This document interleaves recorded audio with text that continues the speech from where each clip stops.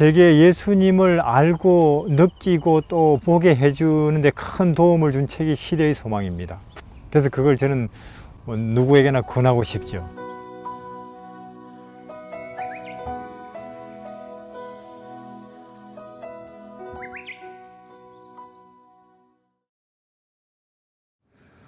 (63장) 네 왕이 임하나니. 예수께서 예루살렘에 승리의 입성을 하신 것은 주일 중 첫째 날, 이제 순환 주간이 이제 시작되는 거죠. 이제 금요일에 십자가에 달리실 텐데 그 주 일요일이에요. 그 주. 그분을 보려고 베다니에 모였던 군중들은 이제 그분이 받으실 환영을 보려는 열망으로 그분과 동행하였다.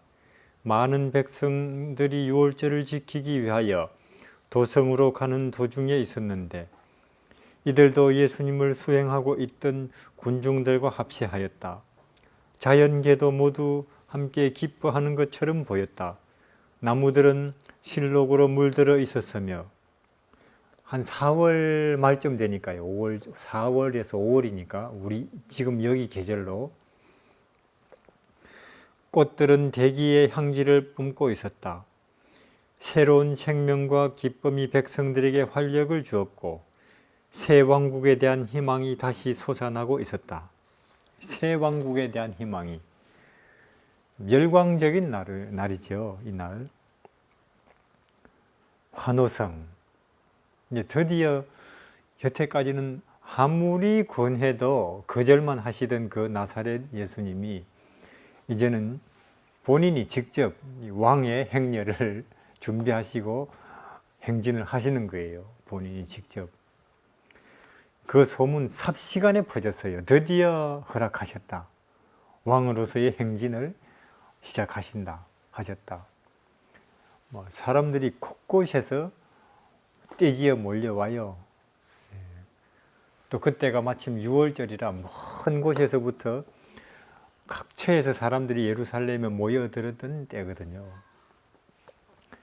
그리고는 사람들이 환호성, 열광, 박수, 외침 소리, 호산나, 공중에 메아리 쳐요. 사람들마다 종려나무 가지 들고는 열광적으로 흔들어대요. 열광적으로. 그리고 앞다투어서 그 나귀 새끼 가는 앞에 자기 옷을 벗어서 깔고 최고의 경의를 표하는 거예요. 그런 식으로. 참 제자들은 지금까지 예수님 따라다닌 보람이 그때 느껴졌을 거예요. 그때 얼마나 그들은 그때 감격스럽고 기쁘겠어요. 참 지난 3년 반 동안 곡절도 많았고 고생도 많았지만 이 순간을 위한 거 아니었던가. 우리가 드디어 이분이 왕으로 그 자리에 앉으실 것이고 백성들이 다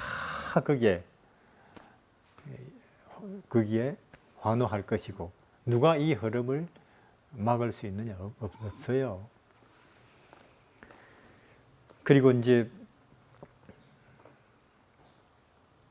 바싹 붙어가요. 서로 예수님 옆에 더 가까이 붙으려고. 그렇죠?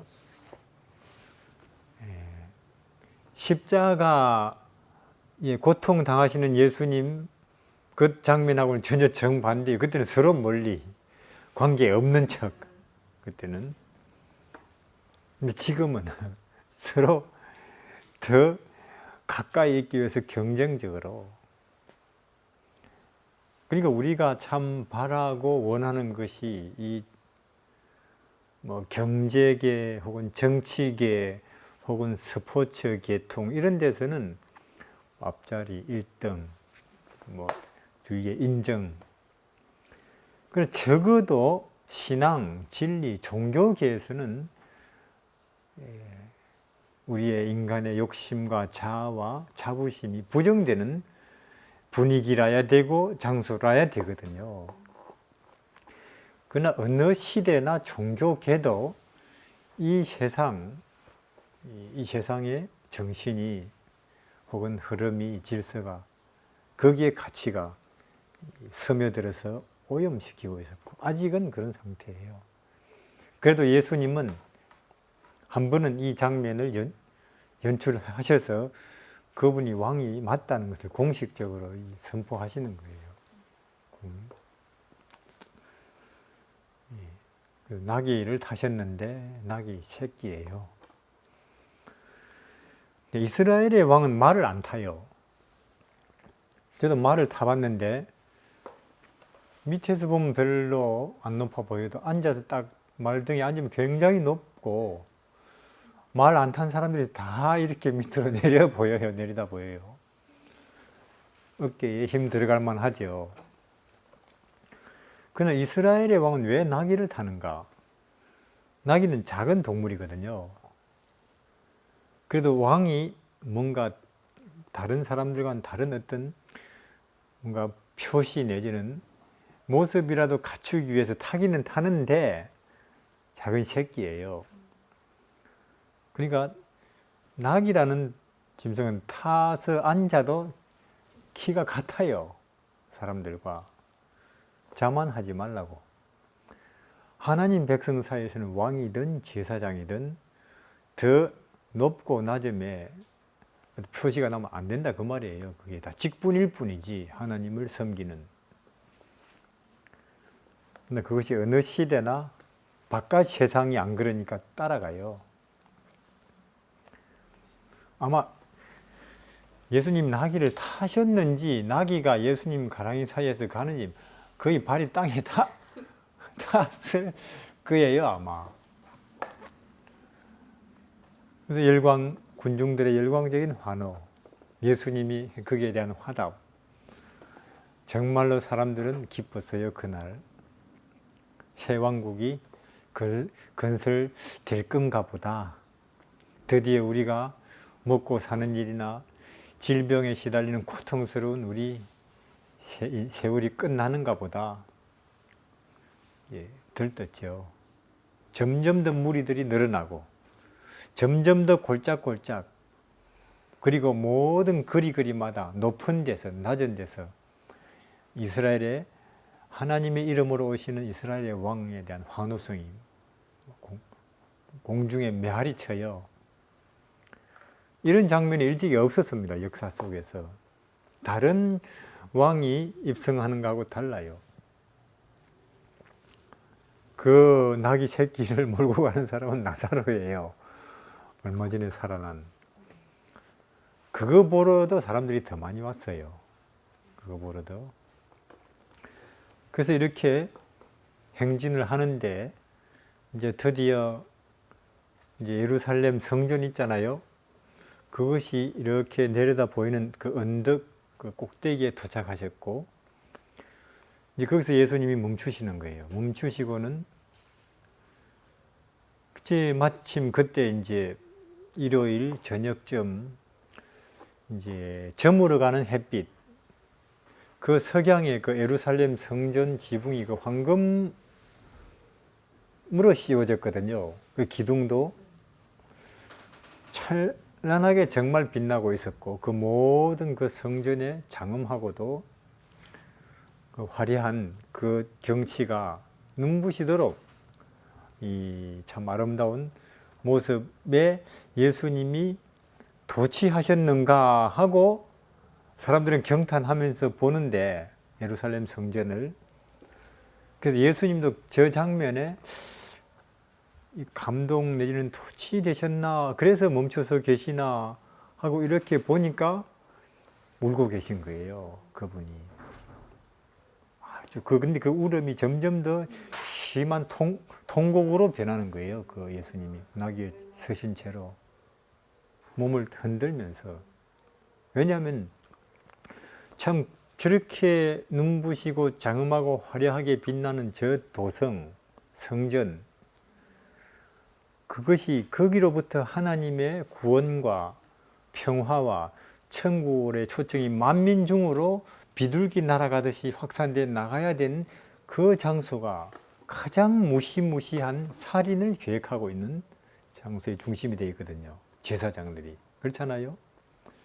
인류의 구세주를 죽이려고 하는 무서운 계획이 그 속에서 세워지고 있고 지금 진행되고 있고 뿐만 아니라 그 결과로 저 성전은 가차없이 무너질 것이고 불에 탈 것이고 돌 하나도 포개져 있지 않는 상태로 철저히 망할 것이고 그뿐 아니고 이어서 2000년 동안 앞으로 이스라엘 그 백성들의 후손들은 로마 멸망 뒤에 뿔뿔이 전 세계적으로 흩어져서 이 민족 저 민족에게 핍박 혹은 내쫓김을 당할 것이고 나중에는 히틀러 2차 대전 때는 그들이 가스실에 수백만 명이 그들의 후손들이 죽을 것이고 홀로코스트라고 그게 보이는 거예요. 그분의 눈에는.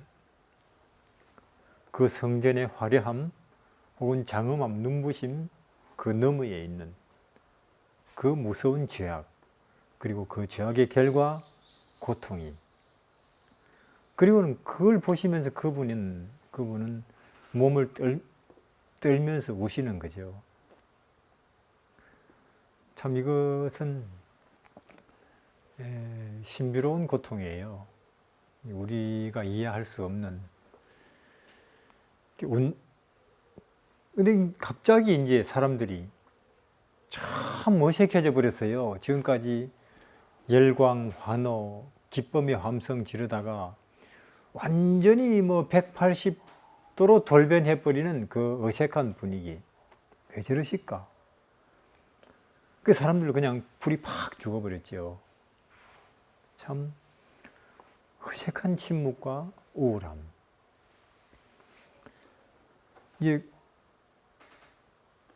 그러고 있는데 이제 한편 이 예수님의 그 행진 소식이 예루살렘 성전 그 당시 제사장들 지도자들에게 전달됐고 기쁜 함성이 울려 퍼지고 그 소리가 점점점 가까워지는 가운데 그들이 당황했어요. 당황해서는 달려왔죠. 뭔 일이냐? 누군데? 왕이라니. 그때 이제 그 여러 음성들이 그 뒤에 근데 백성들이 그때 성령이 그 자리에 임하셨는가 봐요. 여기 보면은 이렇게 여러 가지 곳곳에서 음성들이 터져 나오죠. 도대체 누구냐 이는? 하고 제사장들이 우리 허락도 없이 누가 이런 큰 집회를 꾸몄고 그리고 이 일을 주동한 사람은 누구고 저 나귀에 탄 저 사람은 누구냐? 누구길래 이렇게 난리법석이냐? 그때 이제 그들의 질문이 아담은 그대들에게 이는 뱀의 머리를 상할 후손이라고 할 것이다. 여인의 아브라함에게 물어보라. 살렘 왕 멜기세덱 평강의 왕이라고 할 것이다. 이사야는 임마누엘 기묘자 모사 영존하신 아버지 평강의 왕이라고 할 것이다. 곳곳에서 초자연적으로 그런 음성이 구약의 예언을 기초해서 터져 나오는 거죠. 그 대답이. 그러니까 제사장들은 그 대답을 들으면서 당황하고 혼란스러워하는 거예요. 곳곳에서 터져 나오는 성령에 감동된 사람들의 음성을 통해서. 침례 요한은 세상 죄를 지고 가는 하나님의 어린 양이라고 할 것이다. 그리고 그분의 제자인 우리는 그분은 메시아예요. 생명의 왕이에요. 세상의 구속자라고 선언한다. 구속주라고. 그리고 심지어 마귀도 나는 당신이 누구인 줄 아노니 하나님의 거룩한 자입니다. 근데 오직 모르는 사람은 교회 지도자라고 성경 가르치는 사람이라고 자부하고 있는 당신들이구만요. 모르다니 저분을. 그 뜻이에요. 이게. 근데 그 모르는 정도가 그 당시 성경을 가르치고 그 당시 종교를 책임지고 종교계를 대표하는 그 사람들이 모르는 정도가 이제는 여기서부터 뒤로 넘어가면 점점 더 심각해져서 빌라도나 헤롯도 알아보는 이 예수님을 그들은 계속 죽음으로 몰고 가죠. 우리가 성령의 감동에 무감각해지기 시작하면은 뭐 그간 신앙 경력이라든지 신학적인 교리적인 연구 혹은 지식이라든지 아무 쓸모나 의미가 없는 거죠. 힘을 발휘하지를 못해요. 그래서 우리가 항상 가난한 심령 가운데서 성령의 이끄심을 늘 간절한 마음으로 구하는 그런 상태가 되지 못하면 다른 사람은 뻔히 보는 생명이나 구원을 나는 못 볼 수가 있어요. 이게 중요하죠.